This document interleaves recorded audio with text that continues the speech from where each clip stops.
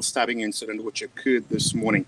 We're going to start things off with Detective Inspector Peter Stableford of the Serious Crime Division, who is, of course, going to provide us the update and identify the victim in this morning's incident. Then we're going to hear from the Acting Commissioner of Police, Mr. Darren Simons, and then the Minister, the Honorable Renee Ming, JP MP. Please reserve all questions until we've heard from all the speakers. Mr. Stableford. Good afternoon, everyone. So at 3:47 a.m. this morning, police received a 911 call from the hospital about a 23-year-old male brought in by persons unknown with serious stab wounds. A few minutes later, he was pronounced dead by the emergency doctor, and I can confirm the identity of the male as Osagi Bascome from St. David's. It was later established that an incident took place here outside Fun Zone in St. David's, where a party was being held, and we believe an altercation occurred that led to Osagi's death. At present, we need to hear from anyone who was at the party. But right now, persons who were here are not talking to us. We know that people saw what happened, and I would urge them to do the right thing by Osagi and tell us. We have appointed a family liaison officer to work with the family during this difficult time. And if anyone has any footage from the party last night, I would ask them to please get in touch, or they can upload it directly to us at portal.police.bm/crime. Again, that's portal.police.bm/crime. Or you can also call the 211 number, the confidential Crime Stoppers number at 800-8477, or me directly on 717-2286. That's it. I'll just hand over to the Acting Commissioner, please. Good afternoon, Bermuda. It's both appalling and tragic that a family and a community woke up this morning to the senseless loss of a life of another man. And on behalf of the service, I'd like to extend my condolences to the family and friends of Osagi Bascome. Our thoughts and prayers are with them. We know the tragic events of this morning didn't happen in isolation. There were several people in attendance at this function. People saw what happened, but they didn't call the police. Tragically, they didn't call 911. They went directly to the hospital. And the reality is, not another 300 feet up the road, there is advanced life support that would have been available. You absolutely need to call 911 when something happens. This young man was brutally taken away from his family at a time of year when most of us are preparing for celebrations.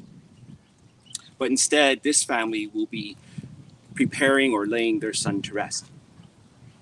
The reality is, silence means consent. Silence means you don't care enough to make a difference. Silence means you're kind of okay with what has happened.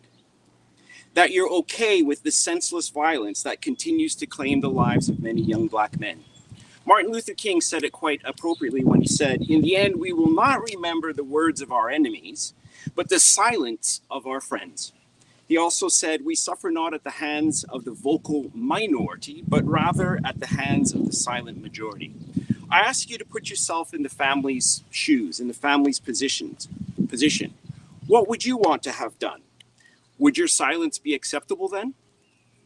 Rest assured that the Bermuda Police will do their part. We'll do our part. We'll engage with the community to get information as best we can.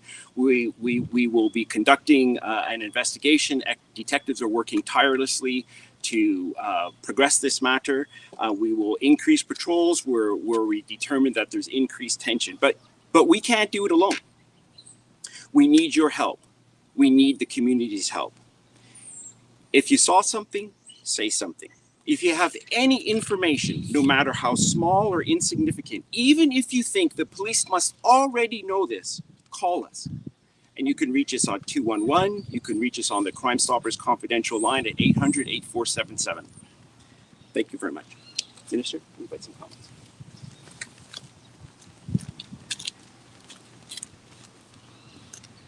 Good afternoon, Bermuda. The St. George's community and the rest of the island are shocked at the news of the senseless death of yet another young man. This death hits home as I knew the young man well. Today I grieve with the family who are my constituents my neighbors, my friends. My heart aches for them, their children, their grandparents, and their extended family. I condemn this violence in the strongest possible terms, and I offer my condolences to the family at this difficult time. The Bermuda Police Service can bring those responsible to justice if those in our community share what they know. If you know anything, it's imperative that you say something. These acts of violence must stop. Justice is either delayed or not received at all because persons do not give the information needed to convict those responsible for these horrific crimes. I appeal to those who attended the function last night to speak up, to say something. Help this family to get the justice that they deserve. Thank you.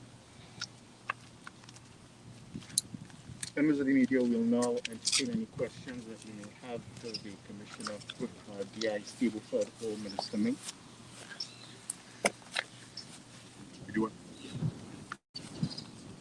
Good afternoon. Thank you very much. Fiona McWhirter from the Royal Gazette.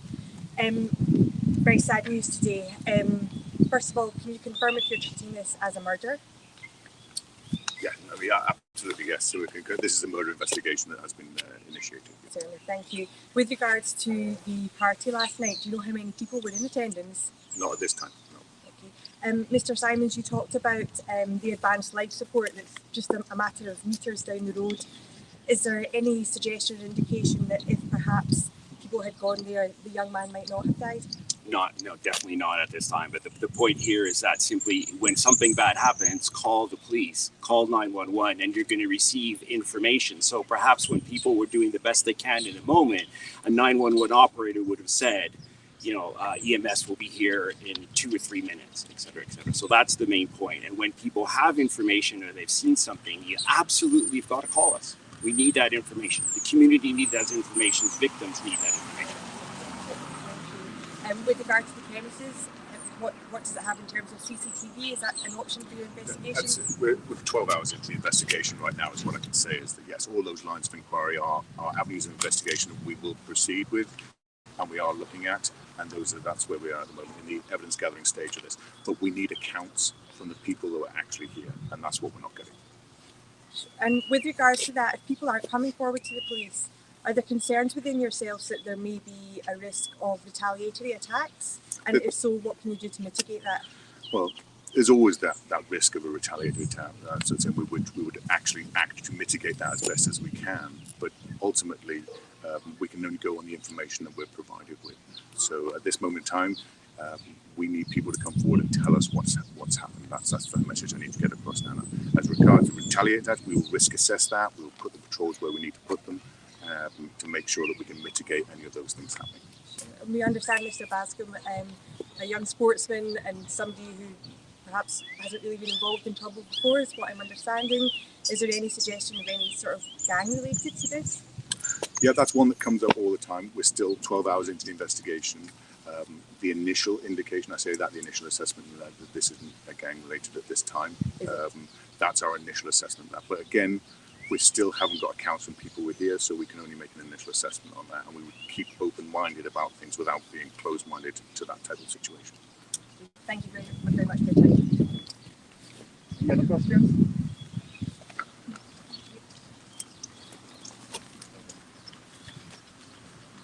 Good afternoon, Mark Palacio for Media Mark. My question, you said continuously, you mentioned continuously how no one's really come forward and spoken up or said anything about anyone who was here. Can you at least say, even if a handful of people may have come through, or have you even got any notice from the community? Right.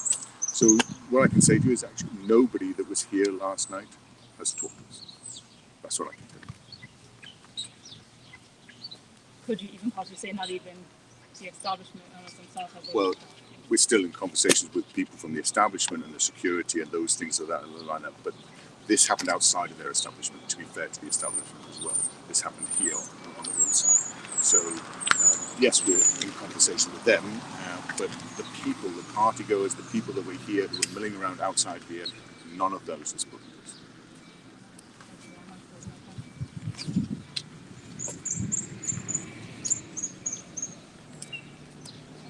Any questions? Any other questions? Done?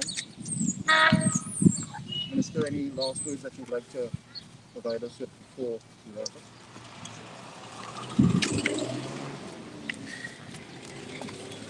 up? First of all, I'd like to continue to appeal to our communities, because if you know something, say something.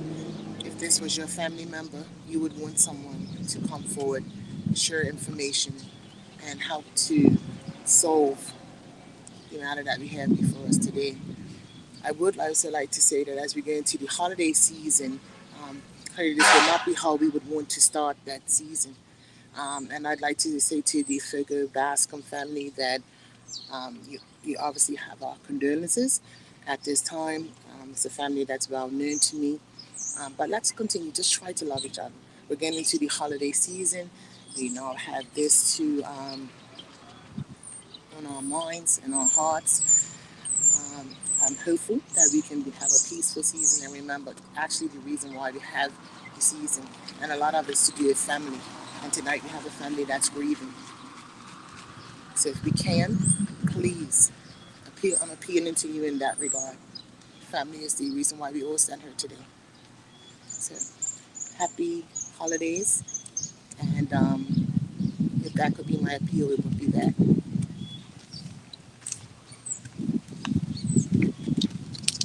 Members of the media, thank you for joining us. And with that, we've come to the end of today's press conference. Demoted me, Gary.